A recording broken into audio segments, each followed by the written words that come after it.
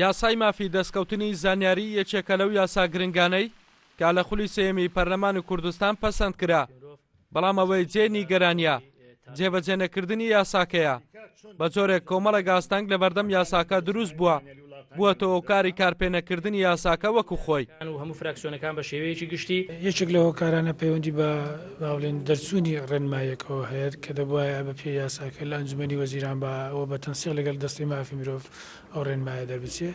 ئەو ڕێنمایە ئیشی لەسەرکراوە و ئەنجومەنی وەزیران لە کۆتایی 2016 باڵێن ڕەزامەندی لەسەر دەڕوڕێ، بەڵام هەتا ئێستا لە وەقایعی کوردستان بڵاو نەکرێتەوە، پێ یاساکەشتا لە وەقایع بڵاو نەکرێتەوە، ناتوانرێت باڵێن کاری لەسەر بکرێت و تەعمیم بکرێت.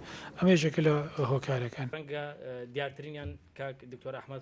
بە جۆرەی یاسای مافی دەستکەوتنی زانیاری نابێت جیاوازی بکرێت لە پێدانی زانیاری لە دەستگایەکی ڕاگەاندن بۆ دەستگایەکی دیکە کەچی باوتەی ڕۆژنامەنووسێک بەڕوونی دیارە کە بەشێک لە دەستگا و دامەزراوەکانی حکوومەت جیاوازی لە پێدانی زانیاری دەکەن بە ڕۆژنامەنووسان.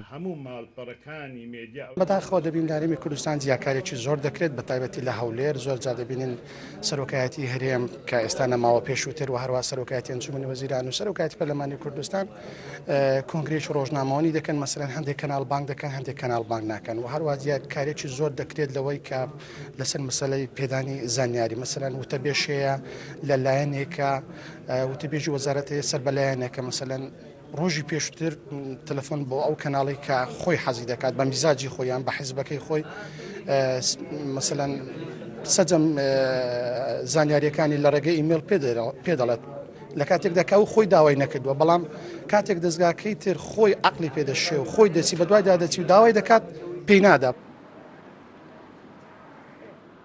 یاسای مافی بەدەستهێنانی زانیاری لە ساڵی 2013 بە یاسای ژمارە 11 پەرلەمانی کوردستان پەسەند کراوە، بەڵام تاکو ئێستا وەکو پێویست نەچۆتە بواری جێبەجێکردنەوە بۆی بڵاو نەکردنەوەی ڕێنمایی جێبەجێکردنی یاساکە لە ڕۆژنامەی ڕسمی وەقایعی کوردستان.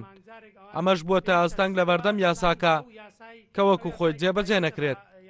ئەڵگورد ئەحمەد، کورسات نیوز، هەولێر.